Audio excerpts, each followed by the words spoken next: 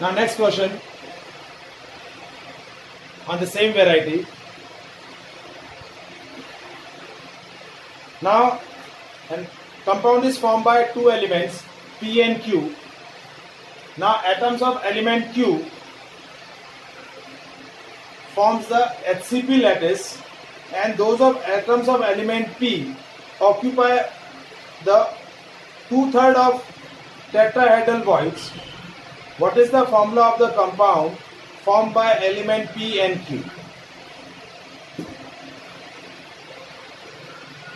Question क्या है, वापस से मैं रिपीट कर रहा हूं. एक कंपाउंड जो है वो दो एलिमेंट से बन रहा है.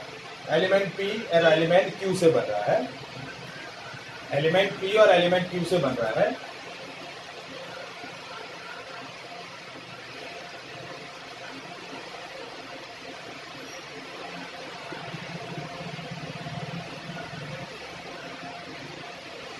आपको क्या बोला कि जो एलिमेंट P जो है उसके एटम्स जो है, atom of element P occupy 2/3 of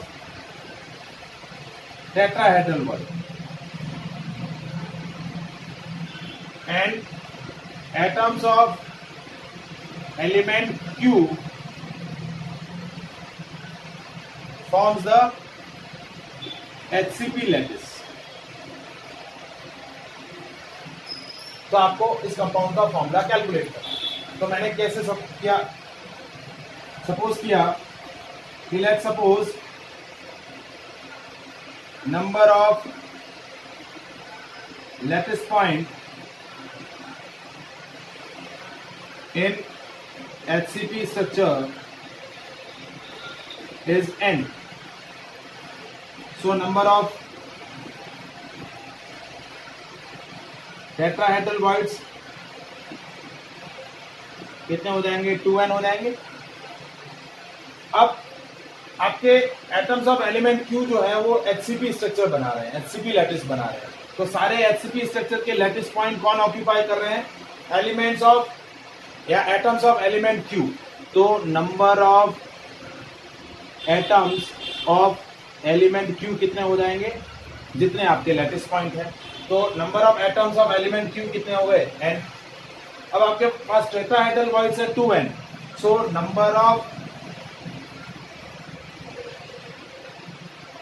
number of atoms of element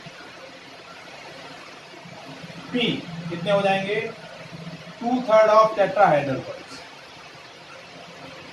तो ये कितने हो गए? 4n/3. तो number of atoms of element Q क्या है? n. And number of atoms of element P क्या है? 4n/3. सो रेशियो क्या हो जाएगा? Number of atoms of element P ratio number of atoms of element Q. तो ratio आया 4n/3 ratio n. तो इस रेशियो को हमने सिंपल किया तो ये रेशियो आया 4n/3n. n सिंपलीफाई तो रेशियो आ गया 4:3.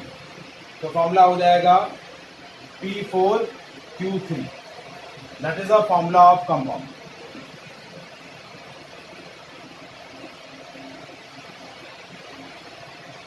Is it clear?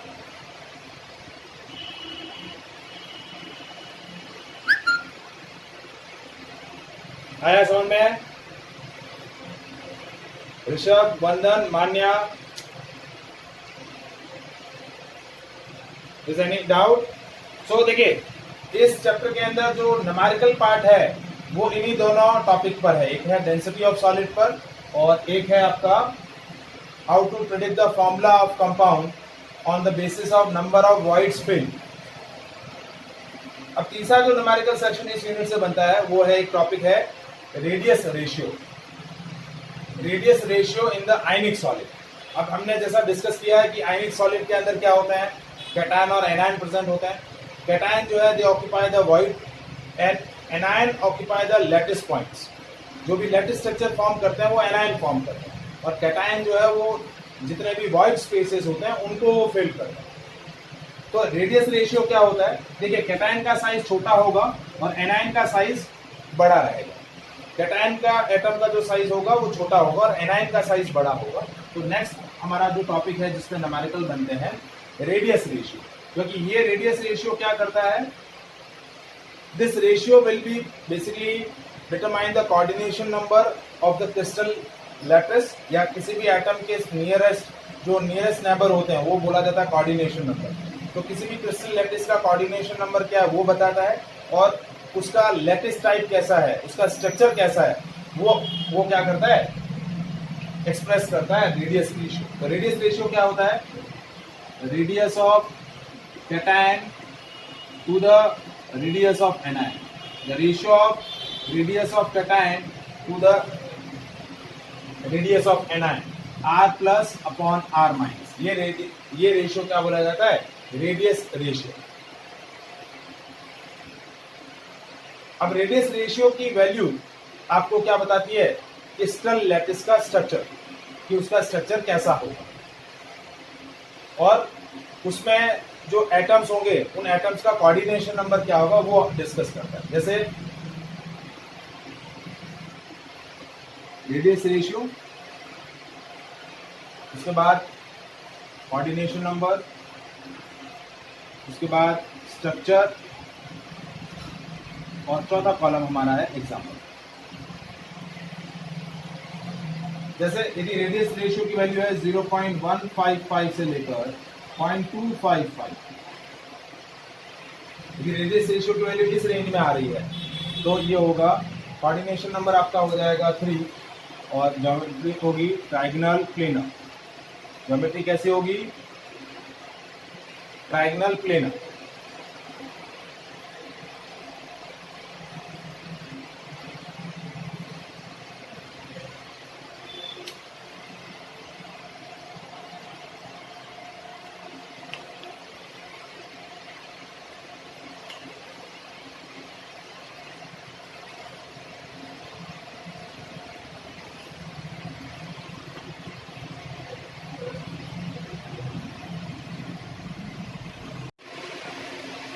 सो देखिए, यदि आपका रेडियस रेशियो का वैल्यू है 0.155 से लेकर 0.225 के बीच में, तो कोऑर्डिनेशन नंबर आपका होगा 3, ज्योमेट्री होगी ट्रायंगल प्लेनर, और इसका एग्जांपल है बोरॉन ट्राइऑक्साइड। ठीक है, यदि आपकी रेडियस रेशियो की वैल्यू है 0.225 से लेकर 0.414, तो आपका कोऑर्डिनेशन नंबर होगा 4, और ज्योमेट्री होगी आपकी tetrahedral, and its example is zinc sulfide। बहुत सारे ऐसे सॉलिड हैं, लेकिन मैं कुछ एग्जांपल जो स्पेसिफिकली पूछे जाते हैं एग्जाम में उनके एग्जांपल दे रहा हूं। फिर आपका वैल्यू है 0.414 से लेकर 0.728, तो आपका कोऑर्डिनेशन नंबर होगा 6, ज्योमेट्री होगी ऑक्टाहेड्रल, और जो आपका सोडियम क्लोराइड का स्ट्रक्चर होता है वो इस तरीके का होता है, ऑक्टाहेड्रल। एंड आपका रेडियस रेशियो है 0.728 से लेकर 1 के बीच में, तो आपका कोऑर्डिनेशन नंबर होगा 8, और आपका स्ट्रक्चर होगा क्यूबिक, और एग्जांपल इज सीजियम क्लोराइड। तो ये इंपॉर्टेंट टेबल है, ये टेबल आपको लर्न करना है। इस टेबल के बेसिस पे आपको स्ट्रक्चर और कोऑर्डिनेशन नंबर का आइडिया होता है। Is it clear? और ये जो रेडियस रेशियो होता है वो बेसिकली आयनिक सॉलिड के लिए क्या रहता है, डिफाइंड रहता है। इसके लिए डिफाइंड रहता है आयनिक सॉलिड के लिए।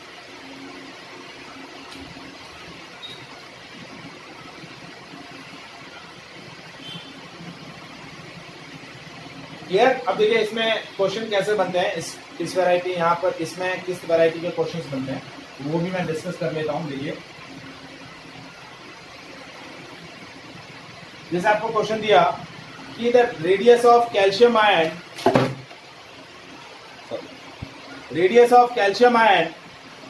is 94 picometer and the radius of oxide ion is 146 picometer. Predict the crystal structure of calcium oxide.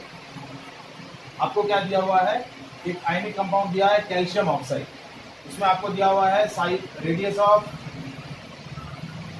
Calcium ion आपको दे रखी है 94 picometer and radius of oxide ion आपको दे रखी है 146 पिकोमीटर। अब आपको पूछा है कि कैल्शियम ऑक्साइड का क्रिस्टल स्ट्रक्चर कैसा होगा, ये आपको बताना है। अब क्रिस्टल स्ट्रक्चर बताने के लिए आपको क्या कैलकुलेट करना पड़ेगा, रेडियस रेशियो। क्या कैलकुलेट करना पड़ेगा, रेडियस रेशियो, और वो होगा r plus upon r minus. तो ये है r प्लस, ये है r माइनस, तो हो जाएगा 94 अपॉन 146। कैलकुलेट करिए रेशियो कितना आ रहा है, एक सेकेंड चालू रखिए। 94 divide by 146, so that ratio comes as 0.643। ठीक है, तो ये वैल्यू कहाँ लाइज कर रही है, 0.414 से लेकर 0.728 के बीच में। जो थर्ड टेबल के अंदर जो थर्ड कॉलम थर्ड रो थी वहां उस रेंज में लाई कर रही है। तो आपका कोऑर्डिनेशन नंबर हो जाएगा 6 और ज्योमेट्री कैसी हो जाएगी, ऑक्टा है। कैसी हो जाएगी, ऑक्टा है। तो ये आपका क्रिस्टल टाइप कैसा हो जाएगा, ऑक्टा है। इज इट क्लियर, समझ में आया?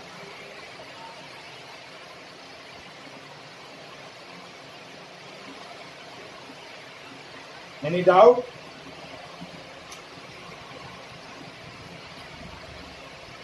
अब देखिए नेक्स्ट क्वेश्चन इसी वैरायटी के अंदर कि the coordination number of the barium ion in the barium chloride, sorry, in the barium fluoride is 8. What is the coordination number of its fluoride ion?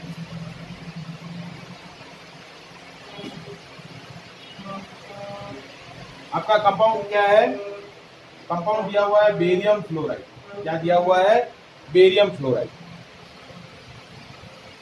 क्या दिया हुआ है, बेरियम फ्लोराइड। और उस बेरियम फ्लोराइड में बेरियम आयन का coordination number क्या है, 8 है। और आपको पूछा है what will be the coordination number of fluoride ion. अब देखिए यहां इस फॉर्मूले को देखकर बेरियम आयन और फ्लोराइड आयन का जब हम रेशियो निकालें तो ये रेशियो कितना आ रहा है, ये रेशियो क्या है,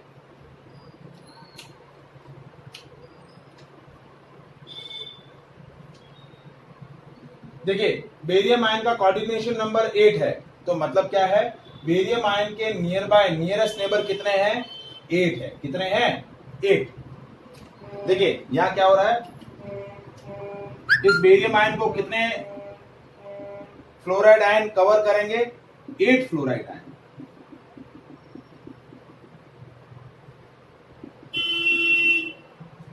इस तरीके से minus minus minus minus minus minus minus minus.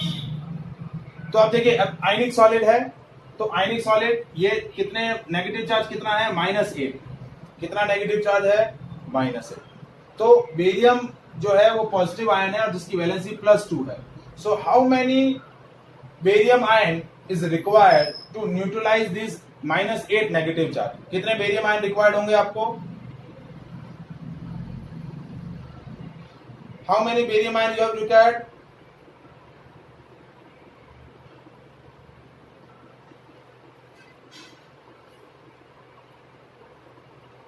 मान्या?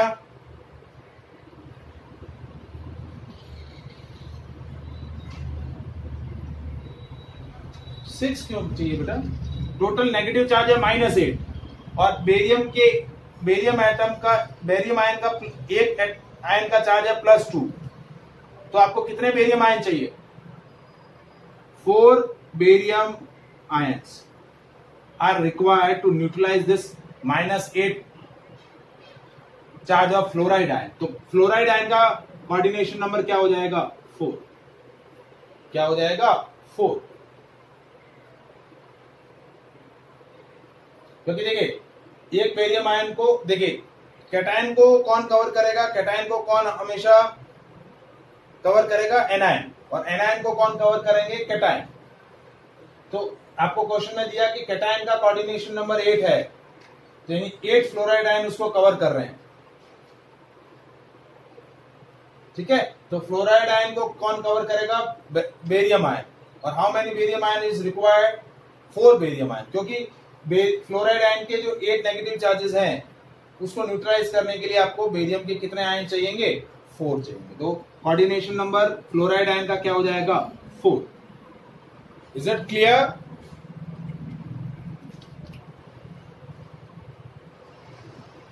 समझ में आया? ठीक है, so these variety of numericals basically asked in the solid state. Solid state के अंदर ये वैरायटी ऑफ क्वेश्चंस की रहती है। अब हमारा जो पोर्शन रिमेनिंग है वो प्योरली थियोरेटिकल है। 3 टॉपिक हमारे बाकी हैं। एक है इम्परफेक्शंस इन अ सॉलिड, दूसरा टॉपिक बाकी है इलेक्ट्रिकल प्रॉपर्टीज ऑफ सॉलिड, और तीसरा टॉपिक बाकी है magnetic properties of solid. Purely ये, हाँ जी,